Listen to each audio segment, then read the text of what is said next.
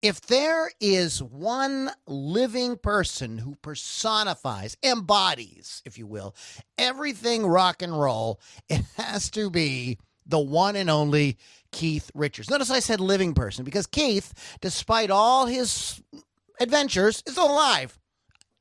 Unbelievable, right? You guys all know the joke, it's Adam and Eve, and they're like, who's that? Oh, that's Keith Richards. He was here when I got here. So if you look up rock and roll in the dictionary, you know what's right next with there's just a picture, and it's Keith Richards. I mean, that's how much he embodies rock and roll. So this week we are going to be celebrating and counting down the greatest moments that are Keith riff hard. Stick around, guys. Enjoy it. It's going to be fun, and you're going to love it. You're listening to the Loudini Rock and Roll Circus, changing rock history one podcast at a time.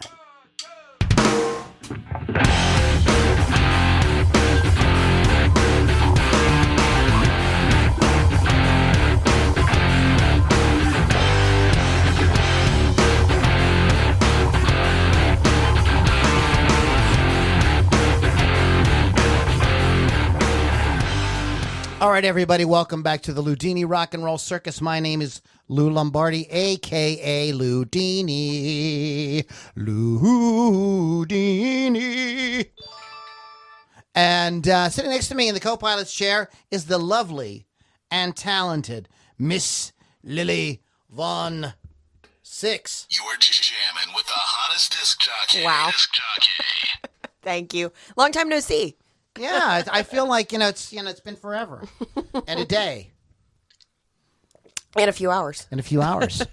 So welcome back, guys. Loudini Rock and Roll Circus is in your face. Go to, we have LoudiniRockandRollCircus.com. You can go check that out if you want. But really, the site you want to go to is LouLombardiRocks.com. That will take you to all kind of cool stuff. It'll get you into our community. We do some partying after the show. We do a very cool after show where we get to tell the real dirty jokes and tell you the kind of stuff, the personal stuff that we can't put out to the whole world on Rock Rage Radio and places like that. So if you go to LouLombardiRocks.com, there's all kind of cool offers there and things like that. And you can get into our group. There's no charge for anything. Just check it out. LouLombardiRocks.com. Tonight we are counting down Keith Richards' greatest moments.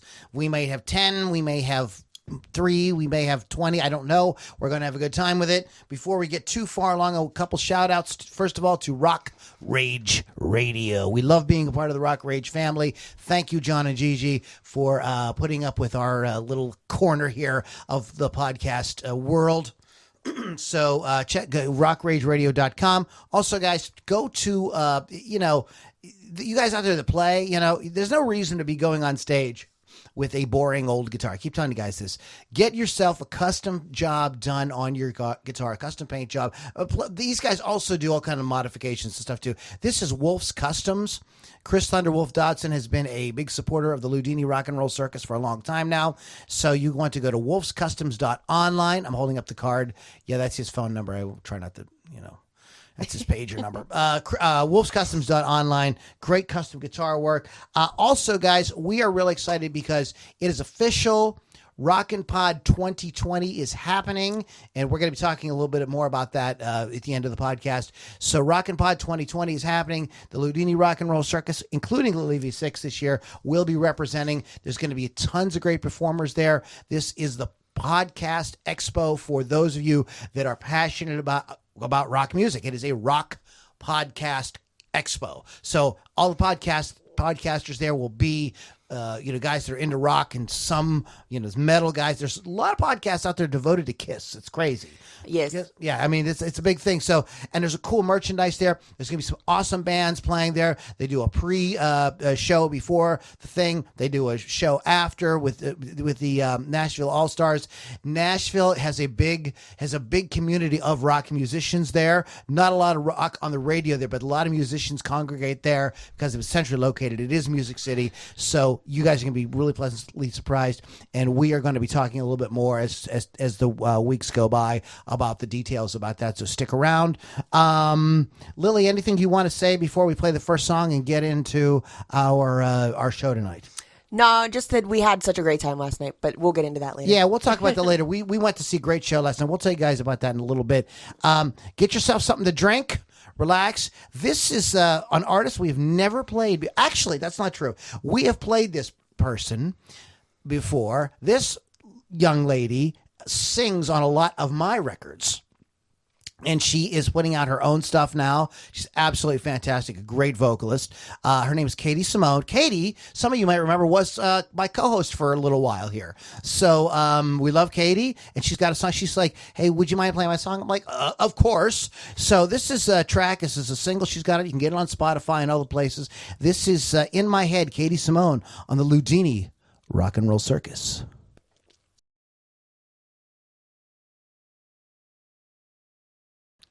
Katie Simone.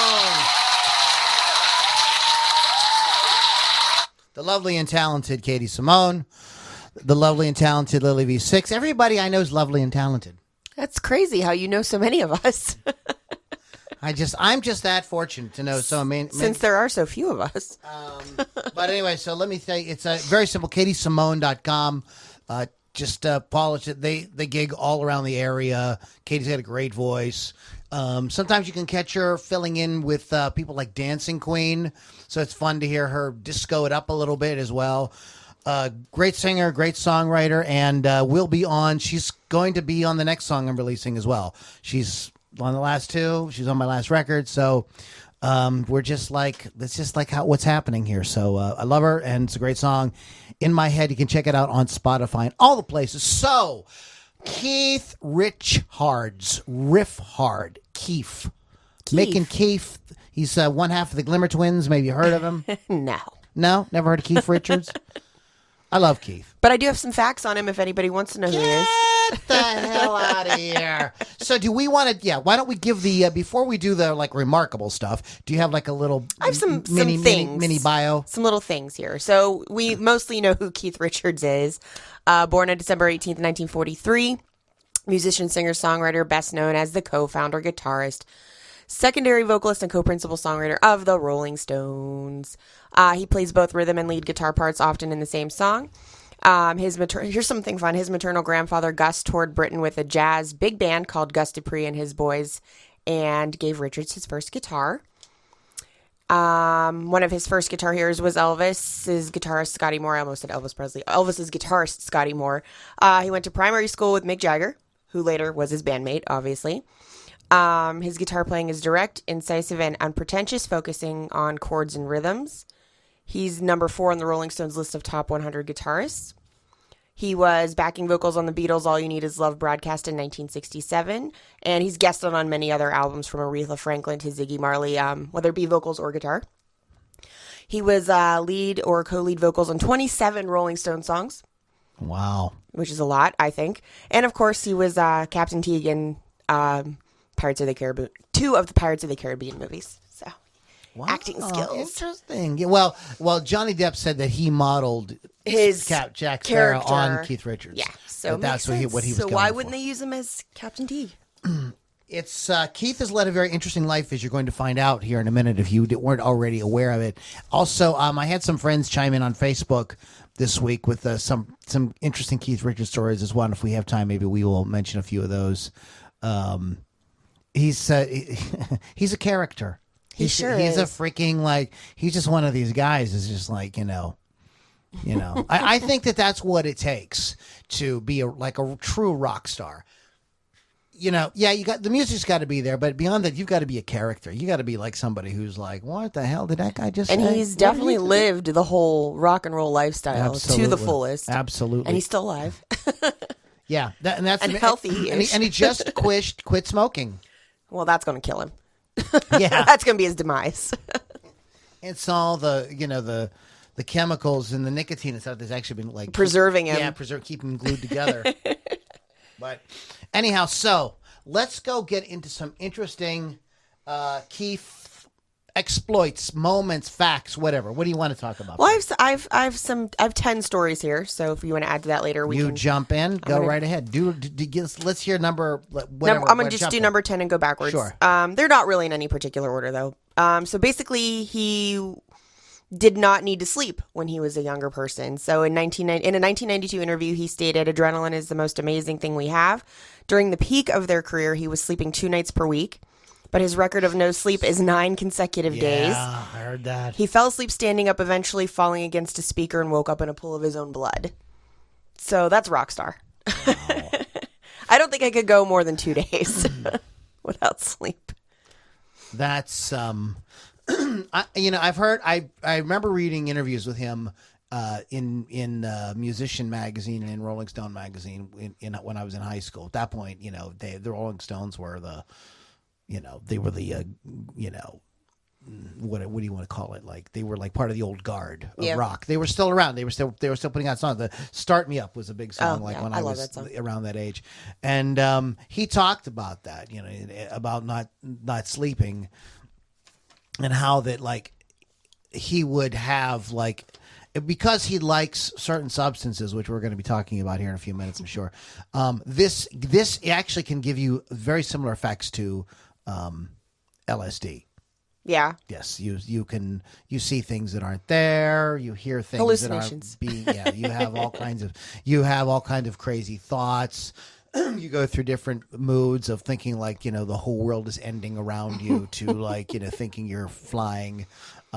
So it's what I sort of feel like about him is I think he likes that sensation, and especially when he was younger, he was able to actually do that. Now, when you're pushing 80, you're falling asleep on the stage. Yeah.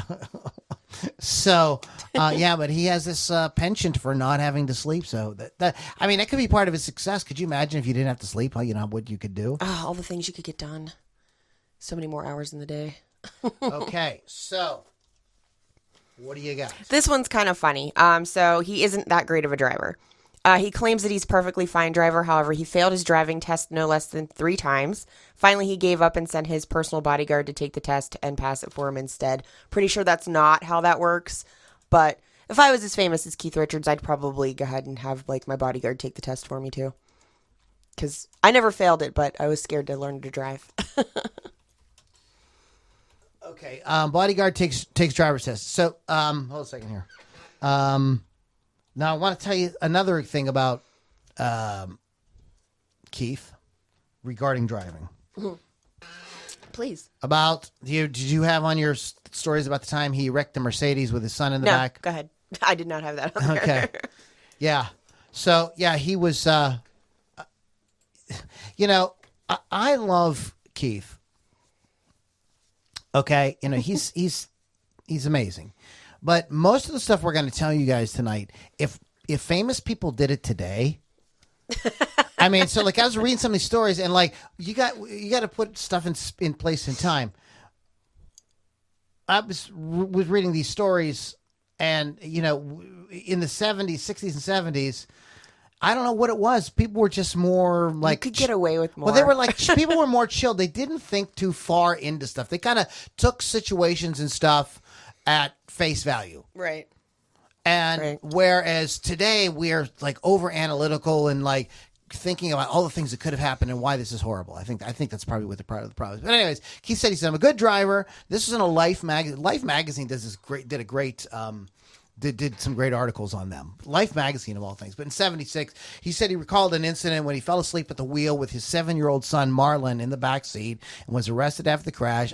Nobody's perfect is what he said. He said the guitarist had been driving back from a gig in Nebworth, England, and plowed his Bentley into a tree until 5 or 6 years ago. There was still a bloody handprint on the back seat.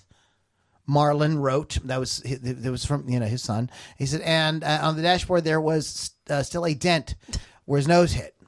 So Richards, who was arrested when the police found acid in his jacket, later wrote, "At least we didn't hit anybody." Yeah, like I could have killed my kid, like no big deal, and myself, but we didn't hit anybody. We had a stupid tree. Everything's fine. So like, and he has other brushes with death, doesn't he, Lily? He does. He has all the things.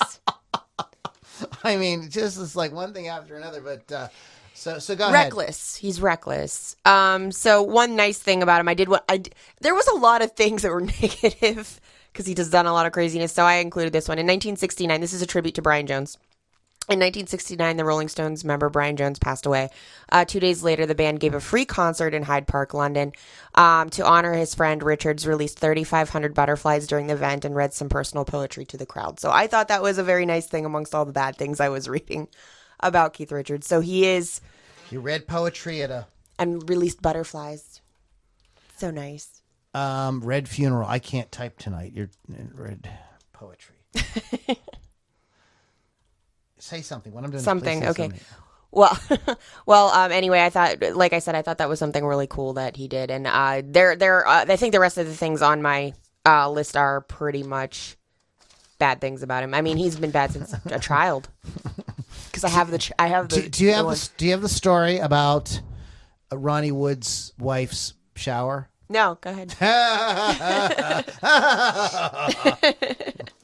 So, Joe Wood said she said that when she met Ronnie, she knew it was a package deal. Mm-hmm. Those two come together. Ron and Keith are like they're brothers. And so I'm not sure. I don't recall if this was a wedding shower. It had to be a wedding shower. I think it was wedding. Yeah, it had to be a wedding shower. And so she said to Keith, she said, "Look, my mom is older woman. She's like not hip to everything. Can you please not do cocaine in front of her?" He promised. He said, "No, I won't do that." Well, they finished dinner.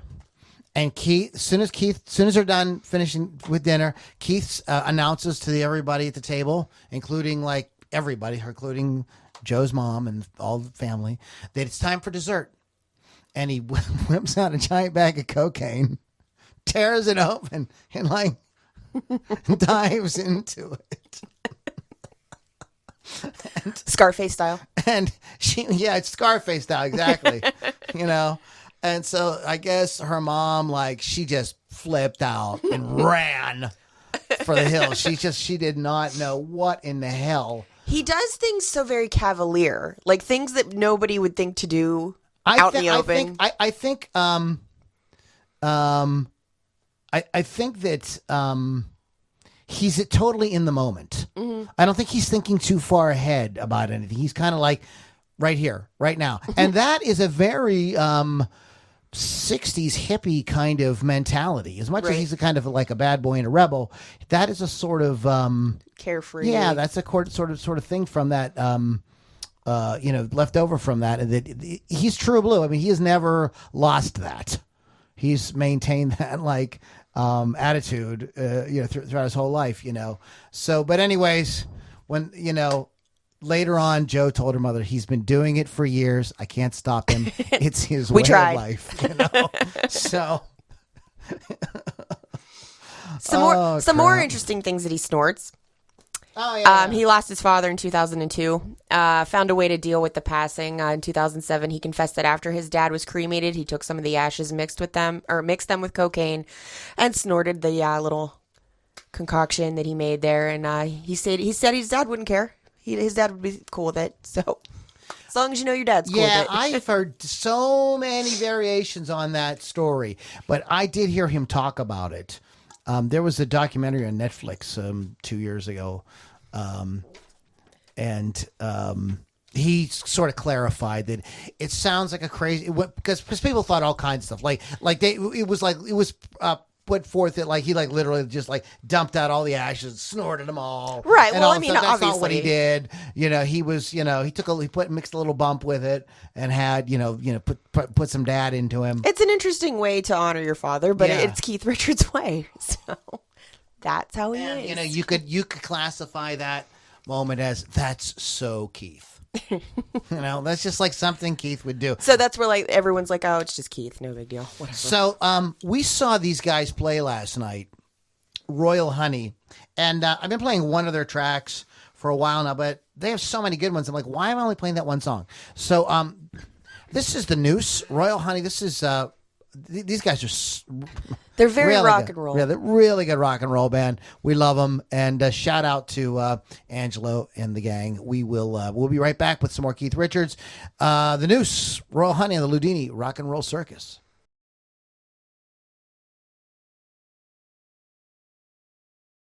Two minutes and 57 seconds of pure heaven. Royal Honey, the Noose just proves that hey, in less than 3 minutes we can rock your face off. I agree, and they are rock. They just the look, the stage presence, the music. It's all very rock and roll with that band. Yeah. They did a great show, and we went to see Y&T at the Craft House, and they did Royal Honey did a great job opening. Okay, so what's our next Keef moment? The next one is he was punched in the face by Chuck Berry. He learned the hard way not to touch Chuck Berry's guitar. He was hanging out in Berry's dressing room. When Berry left Richards to go do whatever it is he was doing, Richards decided to pick up the guitar and strum a chord. Berry returned screaming that nobody touches his guitar and punched Richards in the face. You don't touch Chuck Berry's guitar, obviously. And later on, Keith told Jimmy Fallon, it's one of Chuck's greatest hits. I'll bet it is. Those two guys are really good. We're really good friends. Chuck Berry, rest in peace. He passed away. But they were very, very tight. And, Lily mentioned Scotty Moore as an influence on Keith, but Chuck Berry was a huge influence on Keith. And if you have never seen the documentary, Hail, Hail, Rock and Roll, it's produced by Keith Richards. If you've never seen it, you need to see it. First of all, everybody's in it. And I'm not in it. Except for Lily V6. You were probably 6 at the time. What year were you born? 81. You were probably about 4 or 5 years old. So you weren't in it. It was for Chuck's 60th birthday. They got together and they put a band together and they filmed the whole thing. There's some great behind the scenes. If you get the thing on the Blu-ray, make sure you watch the special features, because some of the greatest material about Chuck Berry. This is not a show about Chuck Berry, so I won't get into it. Maybe we'll talk about it in the after show. Some of the most hilarious, insane, wacky stuff about Chuck Berry is on these special features, stuff that they couldn't put in a movie because it was too crazy. But in any case, there's a great they clash. There's scenes where everybody's getting tired and fatigued, and Keith is desperately trying to get Chuck to do something, and Chuck just turns his amp the whole way up, and they get into an argument, and you think it's going to come to blows. And the next scene is the director interviewing Chuck Berry, and he goes like, "Look," he says, "if I can handle Mick Jagger," he says, "I think I can deal with Chuck Berry. Don't worry, it'll be okay." So, if you've never seen it, see it. Keith figures very heavily. There's a lot of insights about Keith in that movie too, just to see how those two guys hang out. It's very, very cool. What a mess. So bouncing off of Lily's thing about being punched in the face, which Chuck said later on that he didn't realize that was Keith at first, and he felt bad. He actually felt bad, and he wrote him a letter and apologized for punching him. I'd have punched him too. Don't touch my shit. I mean stuff. So anyhow, so what do you got next? Well, he almost set the Playboy Mansion on fire. Oh yeah, which is a great story. When the Stones played in Chicago in 1972, Richards was invited to Hefner's home. He did some drugs in a bathroom and somehow started a fire. Well, no, he didn't almost set it on fire. He set it on fire. But they didn't actually burn it down that day. Just burned it. Yeah, they burned it. They did a lot of damage. And Hugh Hefner ended up closing it and reopening it someplace else. Okay. Yeah. Well, I read it got super smoky soon after. There were men coming in with buckets of water. Thankfully, the house was saved. But he somehow started a fire. Yeah. What was he doing in there? Trying to... Well, they were... Well, I forget. I don't know who told the story. It might have been... Isn't that a house where you could just do stuff in the open, I would assume, in the 70s? Not hide in a bathroom? Yeah. I mean, I'm just saying. Well, I mean, this is how much Keith was into drugs. In the same story, in the same book, It's Only Rock and Roll, 30 Years Married to a Rolling Stone, Ron Wood's ex-wife tells a story that she one time saw Keith reach into a bag and took out a silver spoon and a bottle of pills and a lighter. In a matter of seconds, he crushed up the pills with a little bit of water and cooked them up in the spoon and filled a syringe and stabbed himself through his shirt. He's just well, hey, whatever. He's just I'll just do it here. It doesn't even matter. I mean, but that's who you're dealing with. This is, and this guy's still alive. This is why. Legit. This is what things like we all like see those memes. I mean, they're everywhere. I mean, even people that don't really even know, like younger people, not really sure what the Rolling Stones are or whatever. They see all the memes. There's an old guy and he's still alive. And what's the joke? The joke is he did all this wacky stuff, And he's still alive. I mean, this is stuff. There are people who have done less who are dead. Yeah, there's people that did drugs one time, died. It's insane. Oh, it's crazy stuff. So anyway, so what do you got next? I do have a cool thing on next on my list. So inspiration from a dream. According to Richards, he discovered a catchy guitar riff in his sleep. He stated that he managed to wake up just in time to record it. Later, it became part of I Can't Get No Satisfaction, and that is their first international hit for the Rolling Stones. So kind of a cool thing. Right. Satisfaction changed like everything. This was a really not just a breakout song for the Stones. This was a song that the first time prominently featured fuzz.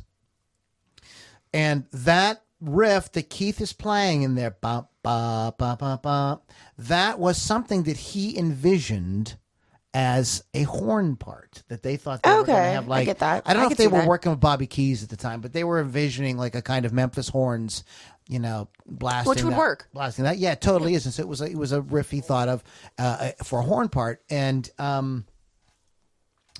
they ended up. He'd gotten this Maestro fuzz, and they were like, I think the story goes they intended to re-record it, but whoever listened to it at the record label thought it was so brilliant and just knocked him out that they put it out. And they were like, no, wait, no, it's not done. This isn't really what we were going to do. We're going to have horns and everything on it. But he used that fuzz to kind of like, well, kind of make it like, well, okay, fatten it up as if a horn was playing it. And the rest, as they say, is history. Overnight, everybody wanted to know what that sound was. Everybody wanted a fuzz pedal. It was a whole thing. This is kind of in so many ways is the birth of distortion. It's part of that idea of distortion in rock.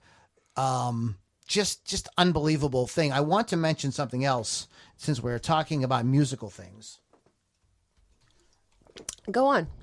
Since you do know more about the music, I want to talk about Sympathy for the Devil. This is another fuzzed guitar riff that is, I consider, one of Keith's absolute greatest things that he's ever done. It's right up there with Satisfaction. That solo on Sympathy for the Devil is like, I'm so not worthy.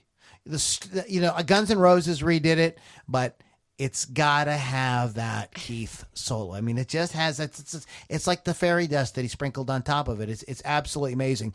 There is a documentary as well about the making of that song. We've talked about it. And it's very weird. It's intercut with some like avant-garde French filmmaker like intercuts them working in the studio with this weird, I don't even know how to describe it. But anyways, you see the song started out as a ballad. Oh. It started out as a ballad. It's really amazing to watch this thing build. But Keith's work on that song is just stellar. I mean, it's one of the most iconic guitar things ever. It's one of those things that people are in this day are still in awe of. They're in awe of the sound, in awe of like the phrasing. Again, what Keith does that makes him so great as a guitar player is he doesn't do anything technically complicated. I could probably take somebody who's been playing a year and they could probably play, get their fingers on the guitar and play pretty much anything Keith does. But here's the brilliance of Keith Richards. He thought of it. You didn't think of it. So you lose. Okay. So we're just irritated. Also, everything that he brings to the guitar and in songwriting is insanely melodic, insanely rhythmic, insanely catchy, insanely memorable. And, nothing against guys like Yngwie and Al Di Meola and those guys, but they didn't write Satisfaction. Okay? They didn't write Honky Tonk Woman. Which is my favorite. That is probably, if I had to pick, that's another one of Keith's greatest moves. That guitar riff is insane. That is my favorite Stone song. Just absolutely insane. Funny story about that song, real quick, before we move on, is the reason it's played on the song's played on a 5-string guitar because he had trouble not hitting the 6th string. Really? So he took that off, or he played a 5-string guitar. He called it a 5-string. It may have just been a Telecaster with the low E taken off. So they got that. But anyway, so yeah, some musical contributions. Keith wasn't just okay. So some of you who don't know, Keith isn't just famous because he did a lot of drugs. Or just a badass. He actually was a great musician. Yeah, he was actually a great musician. First and foremost. So what do you got next on your list? Billy Altman, real quick, said you ended up getting a shirt. Yes, I did. Next on my list. Oh, happy birthday, Billy Altman! Happy birthday, Billy Altman. It's Altman's Why birthday. didn't you say anything last night? Yeah, I would have bought you a shot. A Coke, because that's what you can have. Your dad would have had to drink it. But no, yeah, happy birthday, Billy Altman is a wonderful fan, super fan, and we do appreciate it. It was nice to meet you face to face, Billy. And I'm glad you're playing music, and congratulations to you and happy birthday. The next one on my list is he was kicked out of the Boy Scouts. Go ahead. Yeah, are you going to find that thing? Oh, I got to find that thing now, but go ahead. All right, so during his teen years, he was a Boy Scout, but was kicked out for bad behavior. He smuggled whiskey into events and fought with the other scouts and punched a recruit. So he punched an adult as a child and got kicked out of the Boy Scouts. So it started at a very young age, his badassery. Wow. Which I thought was a really funny story. I couldn't see. Yeah, I couldn't see. Keith, I can't see him even being in the Boy Scouts. Was his mom made him or something? Yeah. Like, who thought that was a good idea, right? Maybe she was trying to straighten him out early on. He needs some milk. Wow. He needs some milk. Sorry. I got a new toy. I got a brand new pair of roller skates. No, not a pair of roller skates. Although I used to roller skate. We'll do another podcast about my roller skating. On roller skating. Yeah. We will go down to the roller skate in Cannonsburg. It's gone. Well, you're not supposed to give the It's story a Pizza away. Hut. Okay, so let's do one more, play another song, and we're gonna get rolling here because it's getting late. All We're right, screwing so around. I'm allowed. So one of the funniest stories I read about is he refused to take stage unless he had shepherd pie. During 1989 Steel Wheels tour, Keith heard there was shepherd's pie at the venue and he wanted some. He arrived late to the venue and others took some of the food, so there wasn't any for him. He was so upset that he refused to go on stage until another pie was made just for him. No one touches the shepherd's pie until I've been there. Don't bust my crust, baby. Don't bust my Is crust. what he said. So I thought that was a great story because it sounds like me. I will. Speaking of shows, and then we're going to play another song. I'm just putting Lily's on the list. I'm not putting mine on. The Stones were the first band to literally have rows of cocaine. Oh. Behind the stage, a walkway behind the stage where they would go back, and him and Ron had like a rule. That's the refreshment table. Him and Ron had a rule that after every song they had to go back and do a line. I'd be dead. Yeah, and then what they started doing was they started setting up lines of heroin behind the amps. No. So they could go back and they could do heroin too. So they could just party, during the whole thing. Well, yeah. It was. Well, he doesn't need sleep, so why not? Well, that's right. Why doesn't he sleep? Right, because he's that kind of cocaine, man. Yeah, sleep is for idiots. This is Eulogy, Cross the Bear on the Loudini Rock and Roll Circus.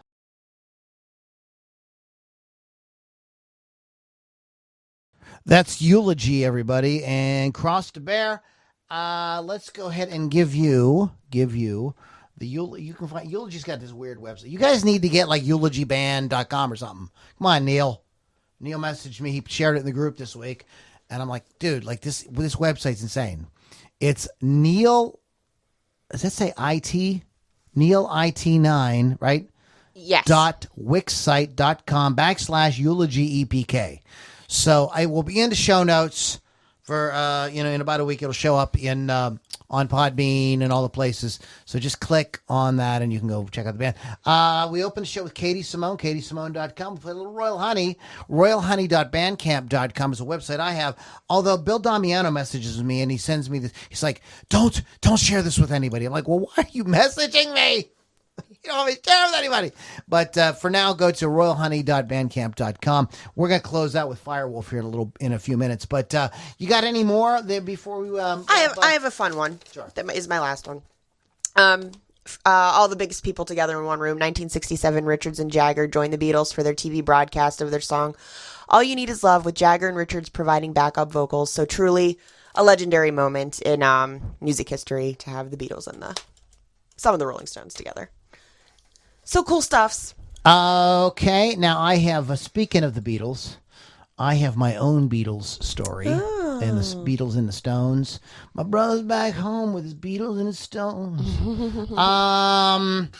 Again, in Life magazine, Richards. In Life, not Life magazine. In Life, that was the Richards documentary. Sorry, some of these photos are from Life magazine, but in Life, Richards recalled a heavy experimentation with psychedelics in '67 and '68. But there's one LSD trip in particular he regards as truly special. After meeting up with John Lennon, of all people, one day the pair embarked on what the Stones guitarist described as an acid-fueled road trip. That sounds like a good time to me. Because he can drive so well. Yeah, he's such a good driver.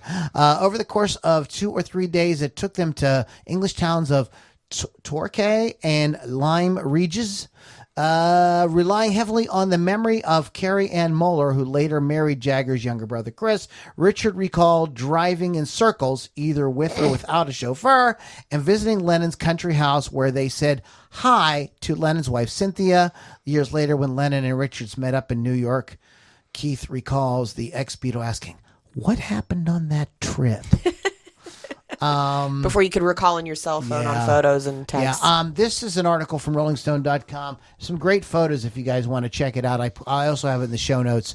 Under this photo, the story was called "Keith in the Sky with Diamonds," and it's this great photo with Eric Clapton, John Lennon, and Keith Richards all playing together. So that's a really truly legit. Beautiful. That's a beautiful thing. It's a beautiful thing. So, anyways, that's it, guys. Keith Richards. I mean, there are so many more. There's somebody chimed in this week on Facebook and told a story about seeing the Stones perform here in Pittsburgh, and Keith was getting up to do one of his songs. Mm-hmm. He sings "Happy," which is a really cool song, but he got to do one of his songs while Mick took a break, and he said something like, "Hey, Philly," and you know how we feel about everybody that here in Pittsburgh booed, and he didn't even correct himself or anything. He just "Oh, fuck you," because he's Keith Richards. He don't care. He just whatever. So anyways, that's why we love him. We love the man Keith himself. We are going to be jumping over and doing our private group thing here. We're going to do the group thing in a little bit. Shout out to Wolf's Customs, wolfscustoms.online. Get their guitar with an awesome custom paint job on it. There's some great examples there. Plus, Chris does a lot of modifications as well and things like that. So check them out at wolfscustoms.online. Shout out to rockrageradio.com as well. We love you guys.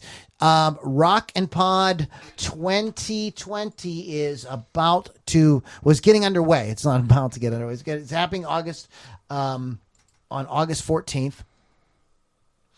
And I'm going to go ahead. I believe we have an actual link. Let me see if I can find that.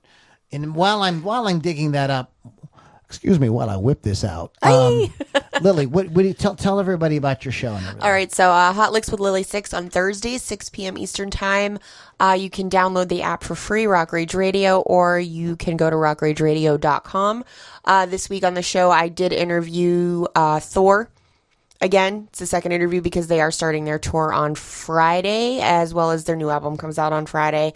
And if you want to look them up, they have lyric videos as well for that. And he's doing a new movie, and he's got all kinds of stuff going on. So just listen to the interview on Thursday on my show, Hot Licks with Lily 6. Cool. That, again, is on. Get the Rock Rage Radio app. You guys won't miss any of that stuff. And as I was talking about, Rock and Pod is Nashville. rockandpodexpo.com is a website.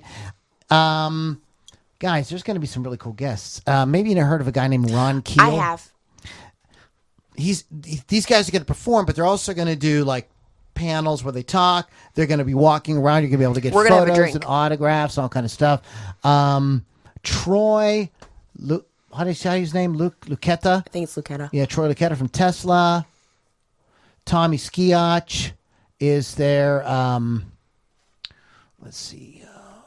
Tony Harnell. There we are. We can't see. Now we can see what we're looking at.